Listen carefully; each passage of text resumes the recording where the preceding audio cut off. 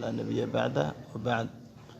يعني إن شاء الله English Form 4 كسر هذا وأستاذ علي عمودي. Unit 1 never forget مرة بهاي لابن question السؤال describe واحد صفيسا the rain قافية the rain scheme قابك قافية of the poem above قبل جهر أن كسر شيء answer واحد كجوابته the rain scheme يعني قابك قافية of the poem قبل above correct will be A B C D. جوابته حين قنيسا the rhyme scheme of the poem above will be A B C D.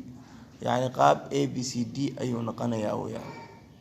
This is كانوا an irregular بالإرادة أن قاويسنين scheme وقاب أن قاويسنين because the next sound pattern because of إذا هو عنده the next sound pattern يعني الشحذة أما يعني مارتي sound الواقع حاجة هاي إذا هو عنده لما أبان كرو